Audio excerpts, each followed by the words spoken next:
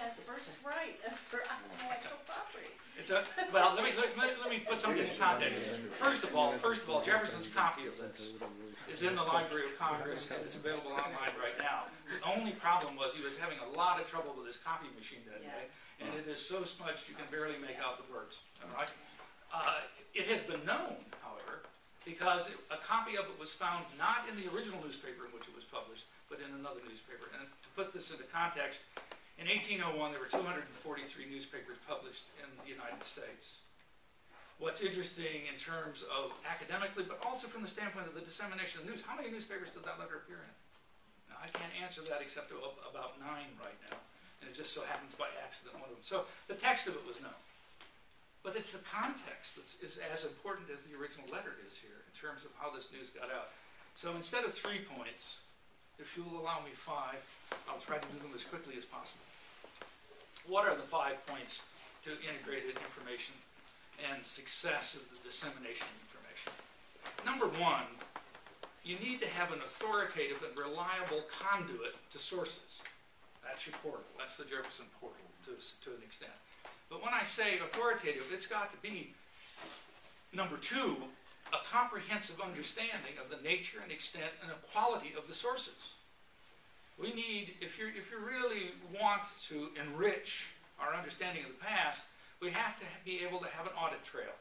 And an audit trail just simply tells you, and this is a listing which you're not going to like, but it's simply going to tell you how many newspapers were being published, where they were being published, who was publishing them, and perhaps, if you had enough time to spend with them, a little bit of the context and what the editor was doing in terms of the publishing of that newspaper. And where do you get it? Well, you find it in Clarence Brigham. And is Clarence Brigham in Google and online? No, it's not. Bibliographic entry is there, but it's not. So then you have to go to the American Antiquarian Society, which has put much of this, they've done a lot of good work, so be very careful. I'm a member, so I can be somewhat sort of comment on what they're doing. You cannot go to them at the moment and get a comprehensive listing of every single solitary newspaper that was published in 1801, but you should be able to. You should have a source where you can tunnel down and get to that point. So you need a comprehensive understanding. Point 3, you need to have ease of and an inexpensive means of access to the information. That's web, that's online. It's amazing what you can do. But you come up against barriers. And the barriers you come up against are the private sector ownership, proprietary aspects of ownership of information. Nothing is more frustrating to me than Gale in terms of what it costs to get into. Here is an institution, here is a private entity that conned the British Library into letting them have all of their microfilm, which they then scanned and put online, and they'll charge an arm and a leg for anybody to have any access to that information. Is this a good thing? From my perspective, no, but there has to be some funding source to accomplish that goal. And we've pushed it all mostly off onto the private sector to do it, not the public sector. That's not quite true. Number 4, fourth point, you've got to have the ability to gather easily and add value to the understanding of the sources. Now, one of the things that really strikes me here, okay, you do want to have people who are out there adding information to what you know about your objects and your collections. You do want a Wikipedia model. You do want to be able to gather, harvest. What I did and the research that I did on this particular letter has literally been lost. Though you could find it in the Christie's catalog without attribution, by the way, but that's all right. I like the guy who did it. It doesn't matter. I'm happy to share the information, okay? But the point is, you need to hold on to that value-added information, and it needs to be pulled into what you are doing as your central information gathering activity. But the 5th point is the most important of all. It has to be sustainable. We cannot depend forever on grants from Knights or IMLS. We cannot depend upon the granting world to be supporting this information dissemination. We have got to find ways in which we con tax dollars, the public, into paying for this. We've got to get back to the federal model that they fought about in 1787 in Philadelphia, with the notion of that we have to share our resources. We have to, in fact, adopt some of Hamilton's ideas, mind you, with regard to how we ought to be funding national-wide and international projects. Now, how do you do that? That's a good question. Who was it who had the Constitution up there on the screen? Boehner. What? Boehner. No, just now, Oh. the presentation, it had the Constitution in it. Yeah. Yeah, the Constitution in it. That has an erasure on it, okay? You can't see that erasure that's on it in the image that's on screen.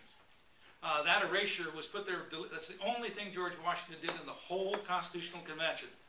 He got up right at the very end and he said, we've got to, just think of it.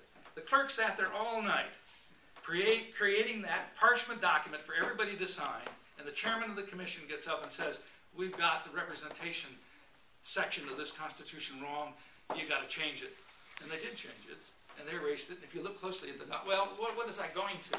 The web does not, and the imagery that you have on the web does not necessarily provide you with all of the information that you need to have with regard to the object itself.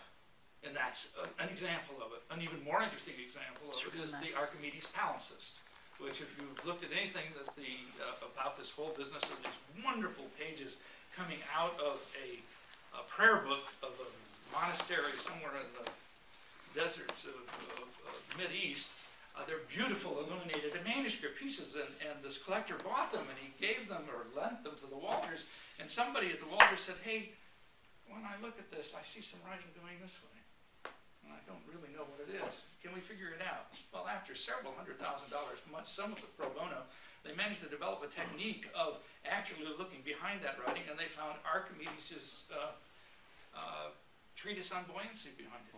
The only and earliest known copy, just only fragments of it. There is, beneath the surface of documents and in objects, things that we have to train and make a part of our context of what we tell stories about. That there is often more to the story. Now that doesn't mean that you give it to everybody all at once. And we got to have lunch, so I'm going to stop here very quickly. What we have to do is to find ways in which to maintain the world of information expansion and gathering in a sustainable framework that is not forever dependent upon begging. And right now, most of us who are in this business around this table are in the process of always having to beg.